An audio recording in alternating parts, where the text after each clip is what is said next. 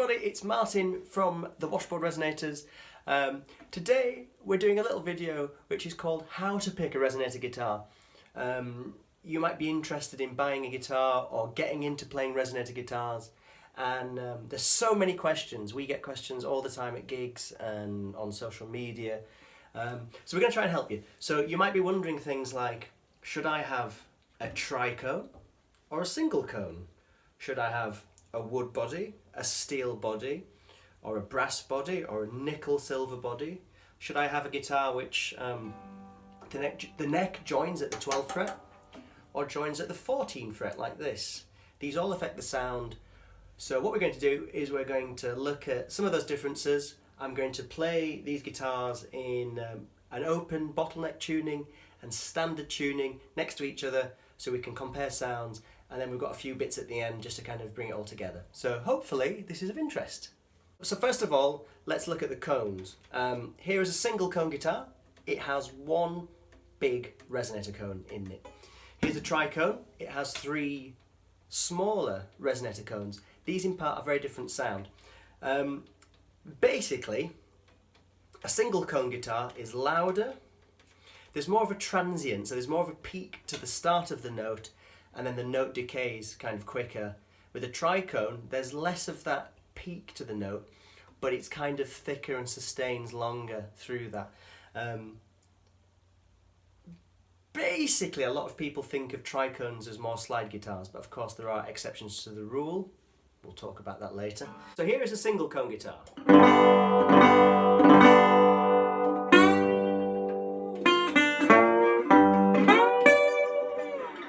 Here is a tricone guitar.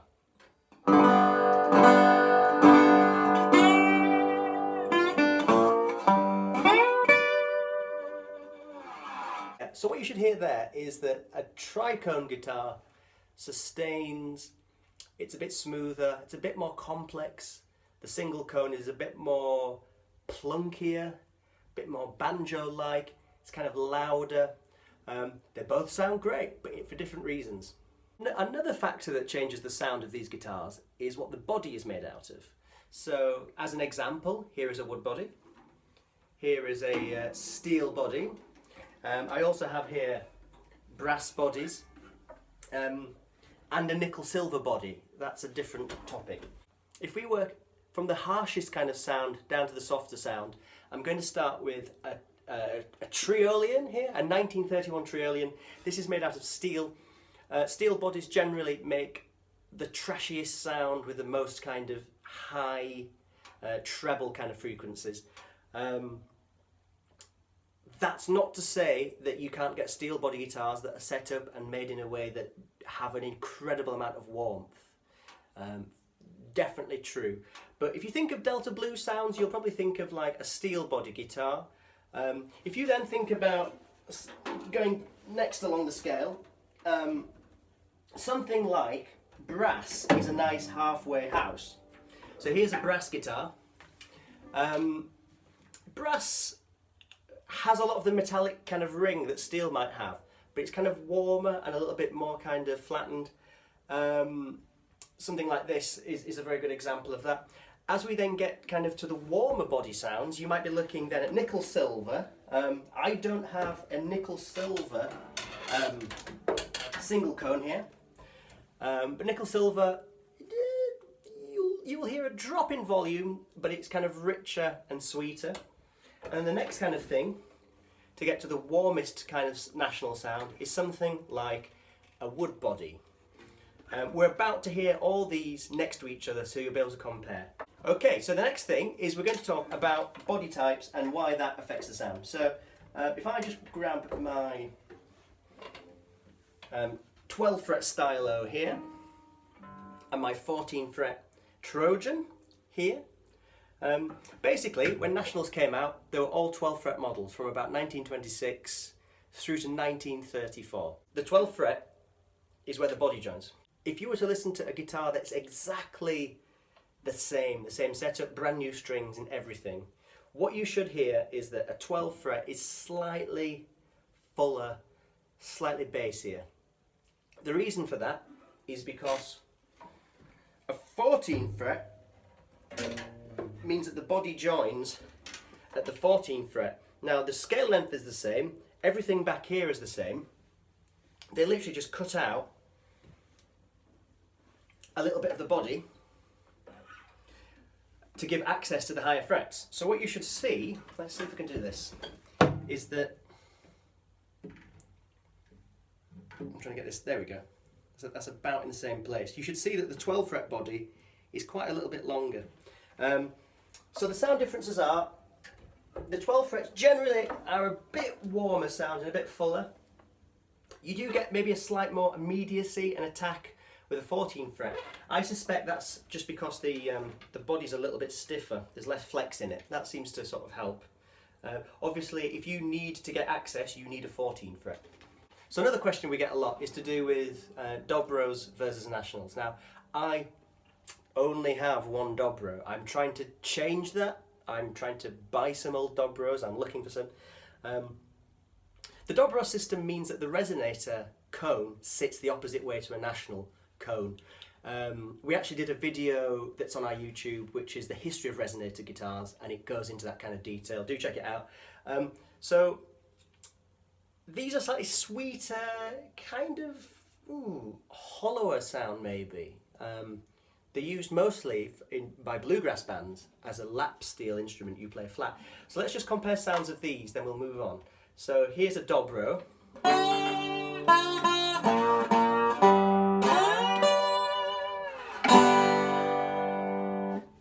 Here's the nearest thing I could compare. This is a National with a wood body.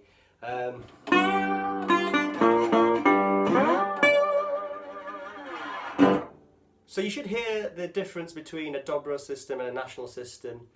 Ideally, I'd have more Dobros. Hopefully I will in the future. Maybe we'll do a video comparing Dobro types. So today we can really think about National style systems, or what people call biscuit bridge or tricone systems. Right, let's move on. So the idea is I'm going to play all these guitars, playing the same lick as near as I can, and we're going to butt them right up against each other just so you can hear the differences.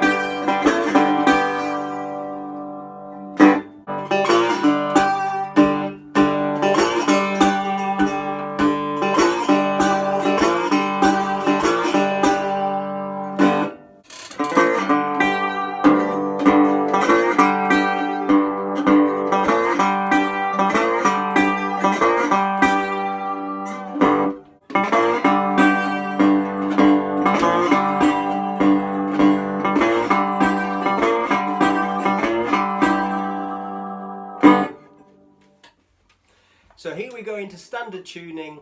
Let's do it.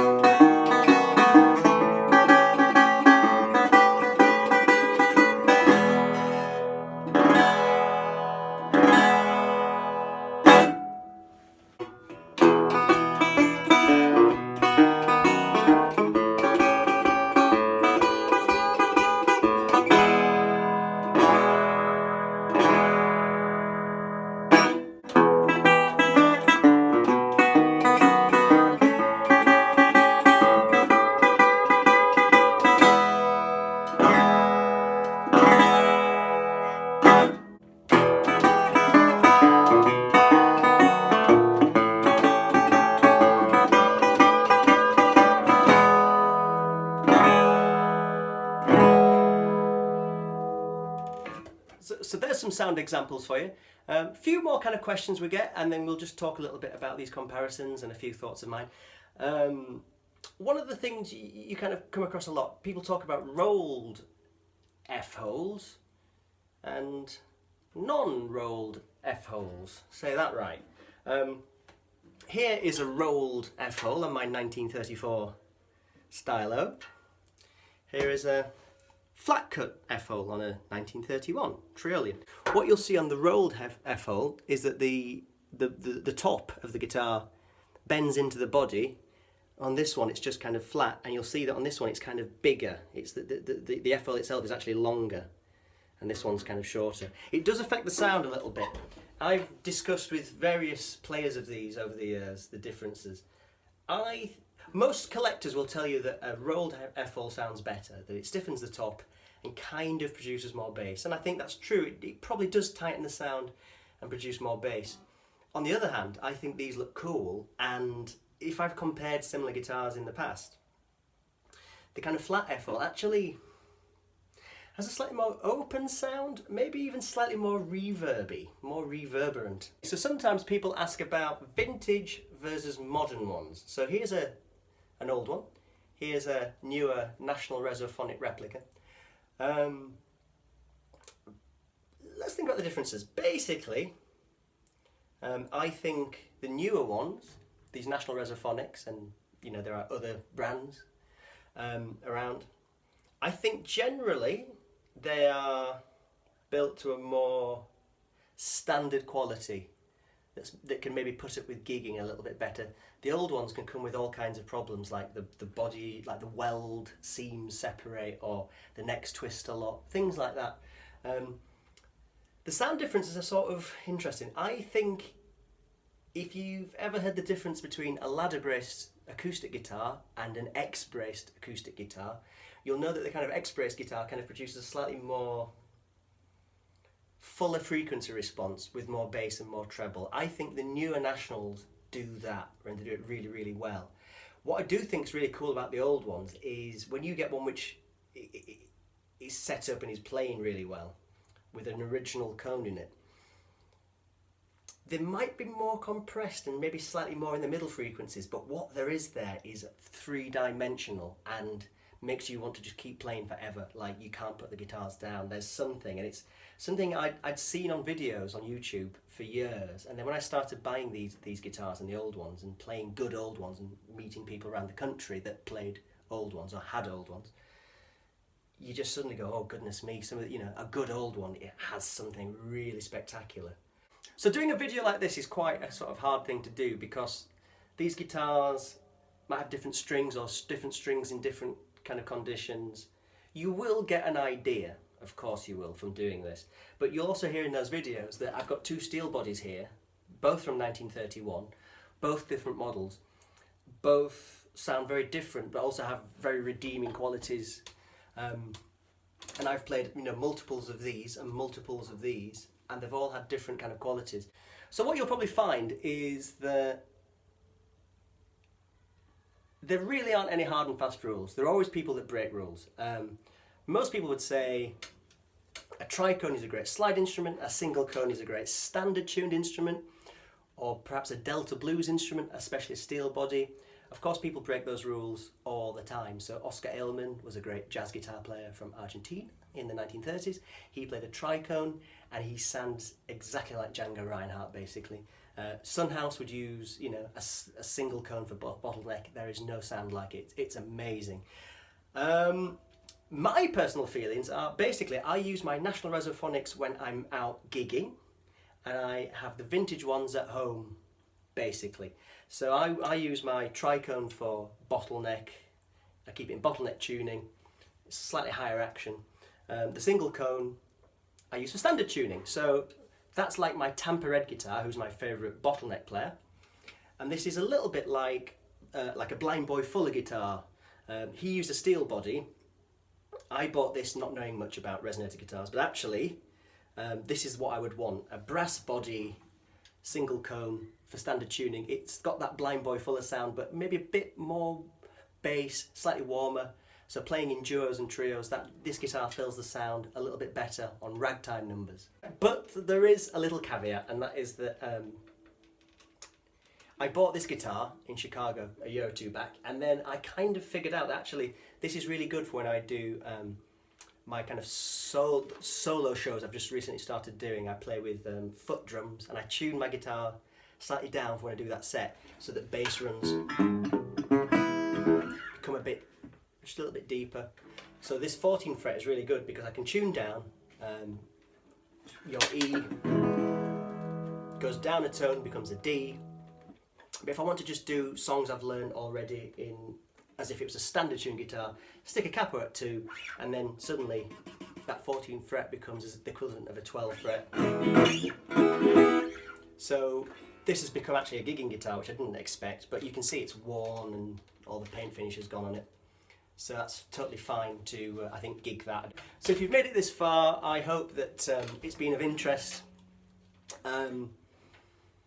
My name is Martin from a band called the Washboard Resonators. We play 20s and 30s, blues, jazz, swing, ragtime, and we write a lot of our own songs. You can find us on Instagram and Facebook, and liking and sharing and just liking pictures, it really actually gives us better algorithms, so please help us there. Buy a CD or a record. We're now in our second month of lockdown from coronavirus, and we do this professionally, so anything you can do is really helpful. But in the meantime, take good care, and if you've got any questions, ask below, email us. We love kind of talking about guitars and helping where we can. We get a lot of questions actually, more and more as the kind of years go on, by people asking, so please do get in touch. We do like to help. So take care everybody, and hope to see you all again soon, and bye bye now.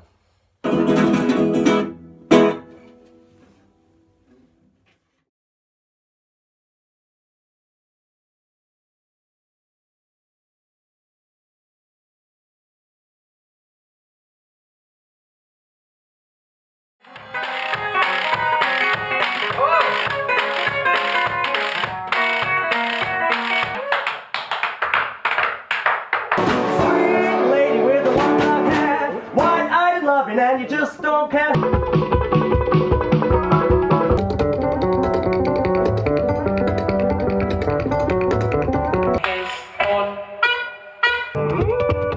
Much too tight, much too tight.